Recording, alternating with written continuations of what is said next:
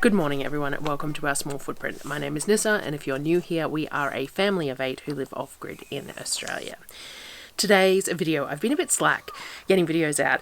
I have a bit of a point in every month where things get a little lax with me getting the time to do this. So part of that is because it's winter, so the days are starting later and finishing earlier because I can't do much outside otherwise. Like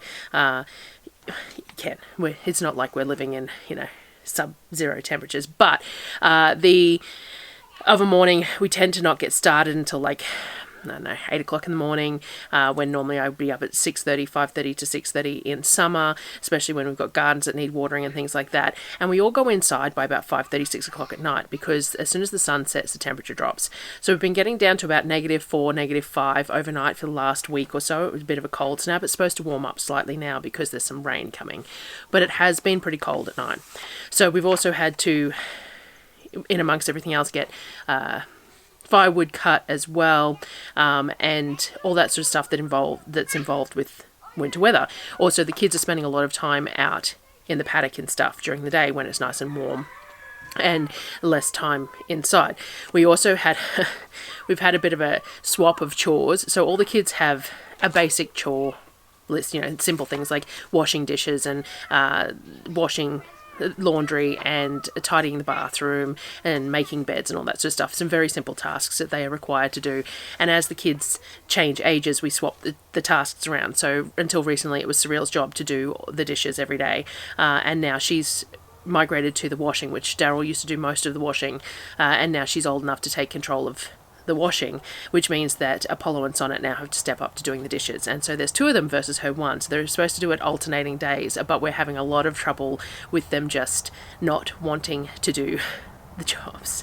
So we also have a couple of new computers turning up, new to us. They're refurbed, like government computers, turning up later this week for the kids so that they can do some more of the education unit, Minecraft education unit, because we didn't have enough computers that were all linked to the same thing. So Minecraft has to be on Java or Bedrock or whatever, and to link together. So some cross-platform works and some doesn't, and all the rest of it. So we need to get some more standard computers that could run Minecraft and stuff too, but also be used for schooling, reading eggs. We have Genius Science subscription and Tinker subscriptions and all sorts of things, because the kids they come from a family where the mum and dad work on computers a lot, so they're all a little bit into screens, and that's what it is. It is what it is, and there's not much that I can do about it.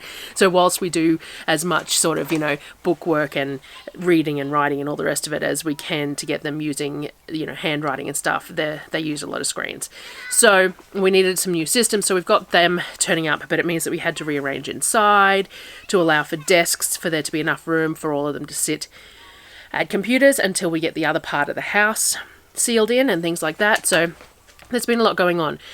We also, because the reason I'm doing this too is because I didn't do a weekly chat video this week. So I'm just going to do a little bit of a chat in the beginning, and then I've got pasta sauce for you. So I made a big batch of pasta sauce, and I used the big tins from Costco to break down into pasta sauce because we have run out of tomatoes. And there was a lot of interest about using those tin tomatoes. So I wanted to show you that. So I've got that coming up, but we have had lots of discussions about the gardens and stuff recently. I wanted to show you, I'll put a little clip in here. So we got the first of one of the beds that we bought put together. These are a green fingers bed. They're 3.2 long, 80 centimeters wide. And I managed to get them it ended up being $237 for 2 of them, shipped here, and then I had a cash rewards cashback for $30, so $207 odd for the 2 of them. So we put one together, and it's really nice. It's a good size, it's a good height. I quite like them, so we'll probably try and score more of them at that same sort of price. I did use a Cashwords code. I don't know if I've shared the Cashwords on here before, but I'll put a little affiliate link in the description. So Cash Rewards is a pop-up thing. You can install the pop-up on your phone or on your computer, and if you have it there, then any website that you go to that offers Cash Rewards, it just pops up and you can activate it. So it's simple things like, I think bonds is normally like 4 to 6%, and I buy specific bonds crop tops for Surreal and things like that. Like there's certain bonds brand stuff when it's on sale that I buy. It has a Cash Rewards for, this was for Rivers, was the one that I ended up buying the beds from, but it has for a whole lot of sites. So I don't shop purposely to use it, but I do have the pop-up installed. So if I'm shopping online, Spotlight, I bought some elastic and stuff from Spotlight recently, and they had the Cash Rewards. So it all adds up. Every little bit adds up. I think I've $300-400 worth of Cash Rewards that I've made over the time that I've used it. But I'll put an affiliate code in, because if you sign up using the link, I get credited, I think it's $20, and you get credited $20 so long as you purchase something using your Cash Rewards code within the first 7 days of signing up or something like that. Have a look at the terms and conditions anyway. But if you don't use it, it's quite handy. I don't do anything, like I don't buy anything I wouldn't normally buy, but it just gives me those little bits and pieces. So when I was looking at those beds, I found them for the same price in a few different places, but Rivers had a $30 cashback special, and so it ended up cheaper by doing that. You don't get the $30 cashback for however long it takes. It can take a few weeks sometimes, and it goes into the Cash Rewards account, and then you pull it out with PayPal or whatever, or into your bank account. But it's still a savings in the end. So, anyway, if you're interested, I'll put it in the thing.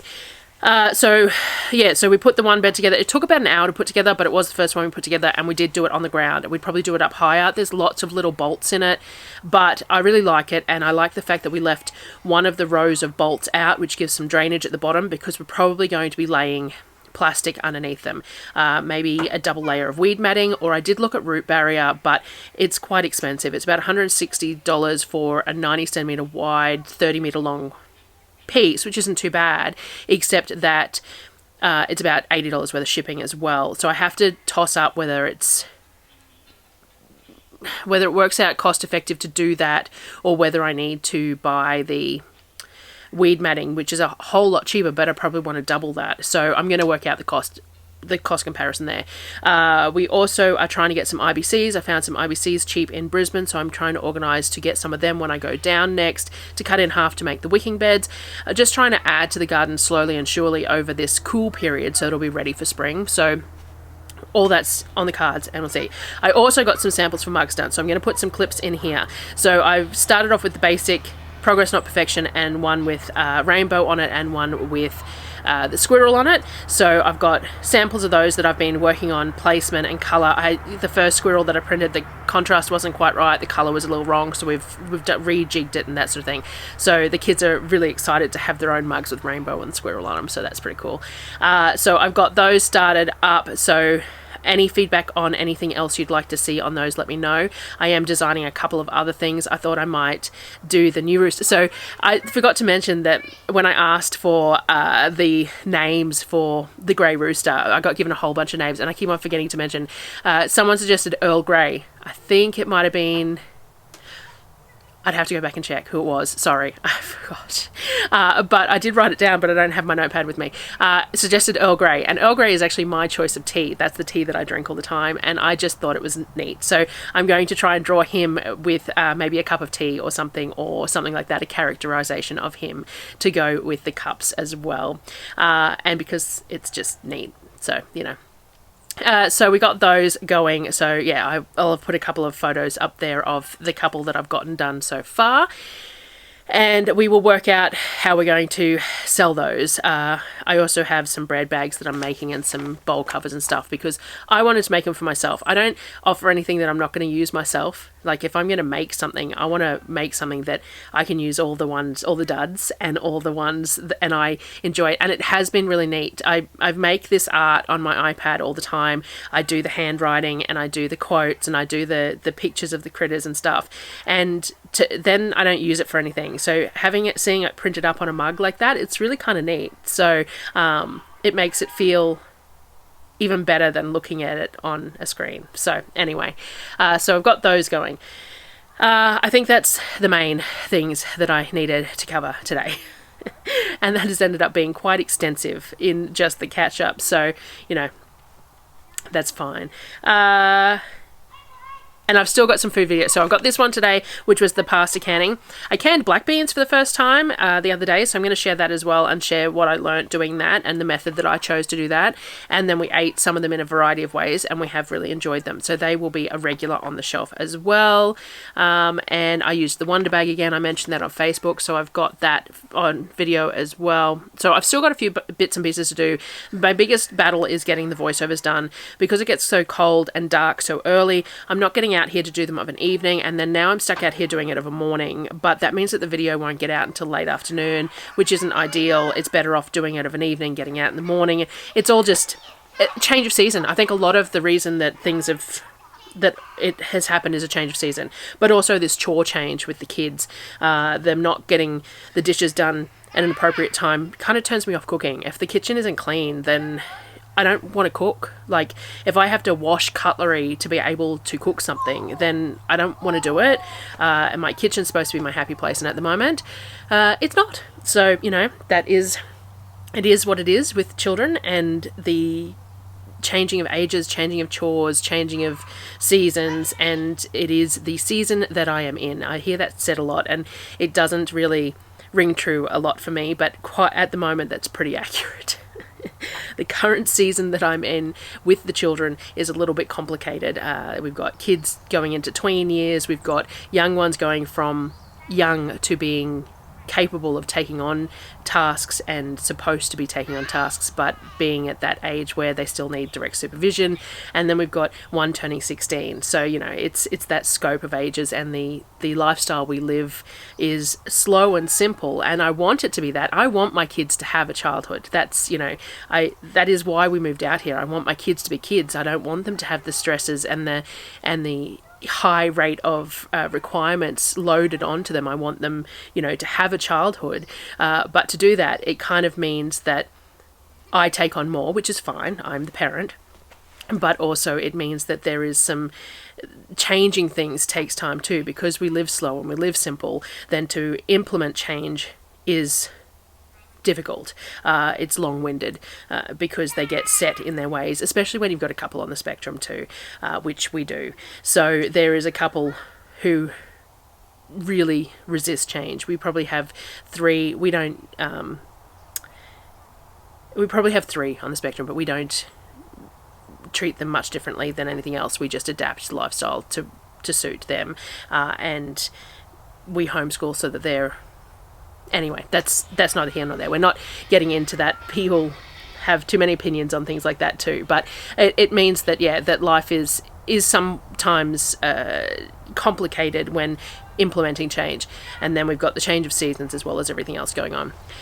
So I think I've just repeated myself and rambled a whole lot there. And again, this video has ended up awfully long for the chat intro part because I rambled so much, but I think that's all I need to say, so I don't think it's long enough to be a video on its own. But canning pasta sauce probably isn't really the most ideal thing to go on the end of this video either. Let me think. Alright, so I think I'll go ahead and do the pasta sauce, and what I'll do is I'll just put a link in the clickable link in the bottom. So for anyone tuning into the video who's doing the who's tuning in just for the pasta sauce, I'll put a time in the middle, and I'll just put a little like piece of text in the front of the very front of when I started this voiceover, so that anyone who's coming in just to look at the pasta making can just click on that timestamp. Does that make sense? Hopefully it makes sense, because I'm doing this on the fly, and that's, mind you, that's kind of how I do all of it, isn't it? It's not my forte to plan these things very well. So I'm going to do the voiceover now for the canning the pasta sauce. There'll be a timestamp that I'll put in here when I figure out where it sits, and I'll put that timestamp right at the beginning of the video for anyone who's tuning in just for the pasta sauce and doesn't want to hear me ramble for 15 minutes. So enjoy. This is one of our favorite things to can. It is so versatile, and I will see you on the next one. Thanks, guys.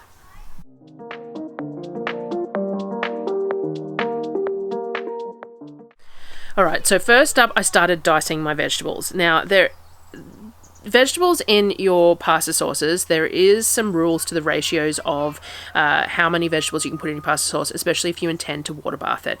But you can pressure can it, and then that becomes fairly irrelevant. So the ratio of vegetables to tomato-based products is so that you have the pH correct for water bath canning. You can top up your pH as well by adding an acid to your mix as well, but if you keep your vegetables in a ratio to your tomato products, then it's not such an issue either. But it becomes sort of personal preference. Like, if you're canning tomatoes on their own, then they don't require anything. They can be water bathed. A bit of citric acid, a bit of lemon juice is always advised if they're homegrown tomatoes, but we're going to be using tin tomatoes too, which means that they already have the pH correct, so then that's irrelevant anyway. So it really, there's a certain level of comfort to what you're comfortable with in adding to your pasta sauces. But if at any point you're a bit concerned about the quantity of vegetables that you're adding to your pasta sauce, you can always pressure can it. So that's up to you. I might try and find a couple of different recipes. I'm sure there's a ball recipe for pasta sauce that has a few vegetables in it.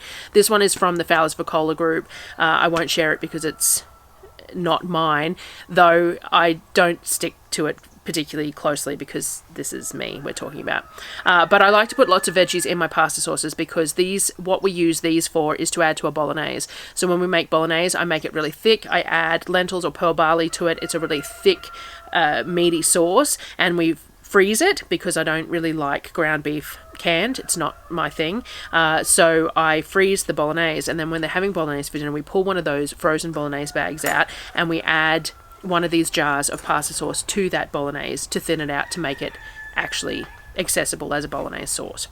So I did some onion, sliced it all up, diced it all up. I'm going to be pureeing this, so it doesn't really matter about the size consistencies of it. I just want it small enough to cook off. So I cut up all the onion, diced all the onion up, and put it into the pot to sweat off in a bit of oil. Tiny bit of oil. Again, we're canning this, so we don't want too much oil, just enough to let the onion release some juices and sweat off in the bottom of the pan. So I cooked that off in the canner. I'm using the Buffalo canner because it's stainless steel. We've had this discussion many times. My Presto canner can be used as a big pot, but it's aluminium, so we don't use acidic products in it. I don't have a big enough pot to use that isn't one of my canning pots. It's unfortunate because it means I have to clean the canning pot to use it for canning stuff too if I'm making something in it that then needs canning. I do need to buy myself a couple more stock pots. It's one of those things that I haven't really had the money for and I can work around for the moment. So it's not a huge necessity. It's on that list, but it's not, way up there on that list. So I'm cooking it in my Buffalo canner, which is a 30-litre pot. I cut up some celery as well. So with my celery, I buy whole celeries, and what I do is I take the leafy greens off the top. Any that are a bit yellowing, I feed to the animals because they love those, especially the baby keats or the ducks. Then I put the rest of the leafy tops into a Ziploc bag that I reuse that goes into the freezer, and we use that for stock. I cut the ribs out and use it for whatever I'm using it for, and then I put the rest of the ribs in foil in the fridge. If you put them in foil in the fridge, they will last you pretty much your entire 4 to 6 week shopping period. Crispy. I don't know what it is, but they do. So I wrapped them in foil, stuck them in the fridge so that I can use them throughout the month. So I diced up the celery, I diced up carrot, garlic, and zucchini. I just cut it all up into little chunks. As I said, I'm going to puree this sauce in the end, so it's not a massive issue if it's not perfectly sized, and it doesn't have to be particularly small because I'm going to puree it. We just want it small enough that it's going to sweat off and cook through within the sauce. If you have kids who are really concerned about greens in their pasta sauces, then I would cut the zucchini smaller, or I'd peel it, because it is going to have, at this size that I do it, and because I'm not particularly pedantic about pureeing it either, there is strips of green in it, but there's strips of green in my bolognese too. My kids are used to it and it's not a big deal for them. So I cut up all of those items into small bits to sweat them all off in the bottom of the pan before I added anything else. I think I ended up, my ratios that I ended up using were approximately 4 generous cups of the largely diced vegetables to go with what I'm going to do is 15 kilos of diced tomato, plus some other bits and pieces. So that's the ratios that I ended up going with. Now, the thing about cup measures of the veggies in this too, and the reason why it has to be somewhat personal preference, is that depending on how you cut the veggie is depends on how much you get in a cup worth. So going by weight would be better, but again, personal preference. So we're discussing this here as this is the way I do it, and I have never had a problem with it. When I water bath it, it does not go moldy or anything else. We don't have any problems with seals or anything like that. I did end up pressure canning this batch anyway, but we'll talk about that later. But the ratios are that I use work for us. You have to decide what your level is, but I will try and find that ball recipe too and link it, because that one's an approved ratios of veggies, though I think it's still done in cup measure or per carrot or something, which I think it defeats the purpose of trying to keep the ratios correct, because it's never going to be correct, is it? Because you have to do it by weight to really get it right. Anyway, rambling here. So I cooked all the, as I said, I cooked all the veggies off, wanted them all sweated off in the bottom of the pan. We want to release the sweetness of the carrot. We want the onion to go translucent because it tastes better once it does that. The zucchini to sweat out some of its liquid, because then we know the liquid quantities in the sauce as well, so we can judge that better and how long we're going to have to cook it down. I used some of my elephant garlic that I bought in bulk, and it is delicious. I really should see if he's got any more of that actually, but it's been storing really well in a cardboard box in a protected space, so we've been able to use that for months now fresh, which is really nice, because normally I have to preserve it to use. So that elephant garlic has been storing very well. I would like to plant some, but with the gardens in the way they're in, I just don't think it's worthwhile this year. I think that I will skip the garlic this year and just buy locally like I've done. Well, locally as in within Australia, a farmer from within Australia, and get that done. Alrighty, So once that was done, we started adding our liquids. So, as I said, I'm using tinned diced tomatoes at the moment because I don't have any fresh tomatoes. We didn't have a garden this year, so the fresh tomatoes that I have bought from the fruit and veg shop, I've mostly used for things that we don't like with tinned tomatoes, like canned salsa and canned pizza sauce and things like that, the stuff that I really like with fresh tomatoes. So pasta sauce, we've been using these diced tomatoes. Costco sells these 3 by 2.5 kilo tins of tomatoes. They work out around about 21 cents per 100, I think it is.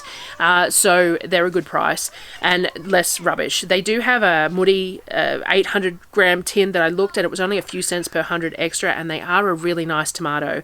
But it was like 800 gram tins, so it was like 6 800 gram tins or 3 of the 2.5.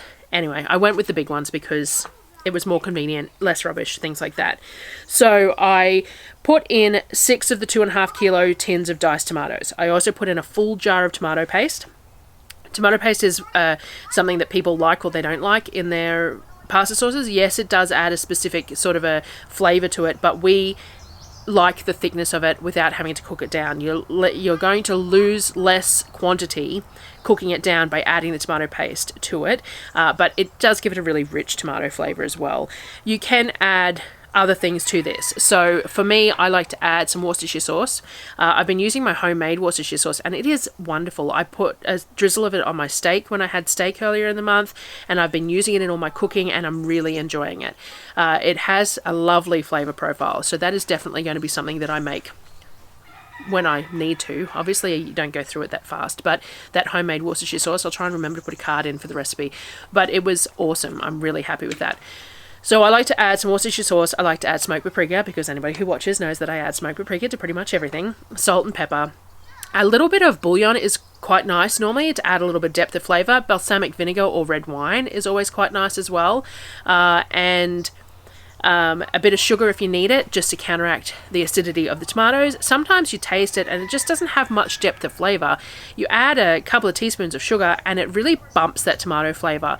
It's amazing. It's like adding salt to chocolate. The salt, you don't taste the salt, but it really improves the chocolate flavour. Sometimes a bit of sugar added to your pasta sauce really bumps that tomato flavour. I quite often add a little bit of liquid smoke because we like it, like that smoky flavour. And sometimes I add some of my dry French onion soup mix, which has beef bouillon in it as well. It just really depends on the flavour profile I'm looking for. Obviously, tinned tomatoes are a little bit insipid compared to fresh tomatoes, especially because if I use fresh tomatoes, I tend to roast them. So that adds a depth of flavour too. So tinned tomatoes definitely are a little bit insipid compared to that. So sometimes I need to play with the flavours a little bit to get it exactly how I want. All those veggies add sweetness too though, so I definitely advise tasting it without anything before you go adding anything to it. I like to salt mine fairly heavily. We like the tone of the salt in our food, but not over the top, but you know, a bit of pepper. You can use some chili flakes. I sometimes use the jars of the leftover salsa. When I make salsa, I end up with some jars that are very, very watery, and sometimes I add that to my pasta sauces if I'm looking for that sort of flavour, but I'm making a really big batch here that I want mostly for bolognese, so I didn't do that this time. But there is lots of flavours you can add in. You don't want to add in something like mushrooms or things like that, because that's going to impact your pH level especially if you're looking to water bath it. So I do have some powdered mushrooms, which is really nice in bolognese, and I add it to my bolognese or mushroom stock, but I don't add it to the pasta sauce portion of it. So this is basically just a marinara, a vegetable based marinara. Tomato, not a whole lot of other, but a nice depth of tomato flavour. That's what we're going for. I use my immersion blender, though at the moment I don't have a cordless one. My cordless one, the seal in it broke, and when I went looking, it's a 10-year-old immersion blender, so I can't get replacement parts. So I'm using a $15 Kmart one at the moment, which means that it's wired, which limits me, but it's working okay. It's not great, but it works, and that's the main thing. Until I decide what I want, because I really want the cordless one, but the cordless one I had, it charged when it was put on the stand. You didn't have to plug it in anywhere, so I really want that stand that's powered, and the immersion blender that sits on the stand and charges from there. So if anyone knows a good brand of it, then let me know. But they're all pretty expensive. So at the moment, my $15 Kmart one is working fine. Now, so at times, if I've made a smaller batch, I will do it in my Thermomix, which definitely makes it smaller. So I put a batch in the Thermomix and then pour it out, and put a batch in the Thermomix and pour it out. The thing is, if you're going to blend it, whether you're using the Thermomix or the immersion blender, it's going to introduce air to your sauce. So if you don't then simmer it for another 5 minutes after you've immersion blended it, you will end up with issues with your headspace in your jars and froth, because it's introducing air.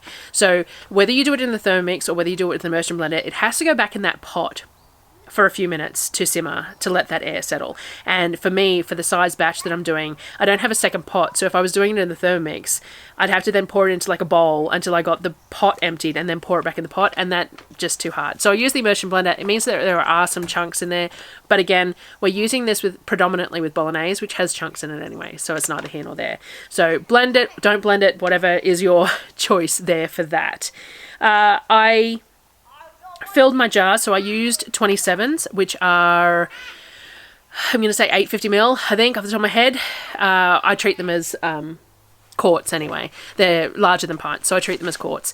And I filled the jars to just above the shoulder, as per usual, did all the normal, cleaned the rims with vinegar, put the rubber rings on, cleaned the rubber rings, cleaned the stainless steel lids, put them on with the clips. Now, there is the whole... So here we come to the point that I sat there and I went, maybe I should just pressure can them. And I do this a lot. I actually forgot that I was using canned tomatoes and had added some lemon juice to some of them, because that's what you do if you're using fresh tomatoes. And I couldn't find my citric acid anywhere, so I was using lemon juice. And I don't have a problem with the flavour of lemon juice in my pasta sauce. Some people do, but I don't have a problem with it. But then I realised, as I'd done half of them with that hang on, I used canned tomatoes, and canned tomatoes don't need acidifying. And then I went, but I was fairly generous with my veggies, and so maybe it does. And anyway, I second-guessed myself, which happens a lot. So, theoretically, these would have been safe to water bath can. However, water bath canning requires a lot more water. I possibly could have steam canned them in my pressure canners, which is what I've been doing a lot lately. But then I thought, well, basically I'm doing the same process as if I'm pressure canning them, so I may as well just pressure can them. So I pressure canned these jars of sauce. Now, theoretically, you are supposed to pressure can for the ingredient that takes the longest in the jars, which is, for this particular case, would be the onion, which is about 40 minutes. So if you're going to pressure can something as your chosen method of choice, then you would pressure can for the length of time of the ingredient in the thing that you're pressure canning that requires the longest time canning, which for me was onions in these jars. But if you look up pressure canning tomatoes, I think it's 25 minutes or 30 minutes. 30 minutes for a quart, maybe. So, because they're tomatoes, but then you've got all the add-ins. So again, this comes to your choice of method here. You need to research what you're comfortable with, because there are a lot of conflicting things out there. Yes, you can say, this is not an approved recipe, so you just can't do it. Well, to me, that's not 100% the case, because nothing in what I've done rules it out from canning. It purely makes you have to decide how you're going to process it. So today I pressure canned them. It ended up needing 2 different loads. So I filled up the buffalo canner with jars, which I think it can hold 10 maybe. I'd have to have a look at the video to see how many went in, and I never remember. I really wish I did remember from time to time. I should have a little note or a magnet or something. Maybe I need to do that for myself. So I put some in the buffalo canner, some in the presto canner, and I pressure canned both, did all the timing required for that. Then I pulled the jars from the presto. So the presto finished first because it doesn't take as long to get up to pressure, because it's a smaller capacity. So it is a 21 quart or 21 quart, 23 litre, something, 23 quart, 21 litres, whatever it is, 20 odd. And the buffalo is 30 or 35 litres. So because of the extra space that is requiring to fill with, to depressurize or pressurize, then it takes longer to get to pressure. So the presto was done first, even though they were both started at the same time. So because the jar numbers worked out all right, I pulled them out of the presto. I topped up the presto with a bowl of cold water. So when you're pressure canning your foods, you need to have a minimum of 3 to 4 quarts of water in the bottom of your canner, depending on the size of the canner. Buffalo, I tend to go with 4 because it's a lot wider, larger canner, and with the presto I generally go with 3. So I topped up the water because it would have lost some water in evaporation and steam when it was processing the previous one. So I put in some water, and I used cold water so that water that's in the canner now is just warm instead of boiling, because my jars have been sitting there for a while, so they are now just warm. So I put those jars into the canner and process them as well. So I ended up with 3 canner loads full of these jars, which I'm really happy about, because they are something that we use a fair bit and are very versatile. So once the jars came out of all the canners, they went on the bench and they sat there for 24 hours as per all jars before I took the clips off and tested the seals on them, and then they get wiped down, labelled and put on the shelf. So this was a really big job, but we really love the pasta sauce for a lot of things. Bolognese is my big thing. I make bolognese in bulk, and there'll be a video shortly with it because I minced up some of the trim and made my own beef mince to then make bolognese with.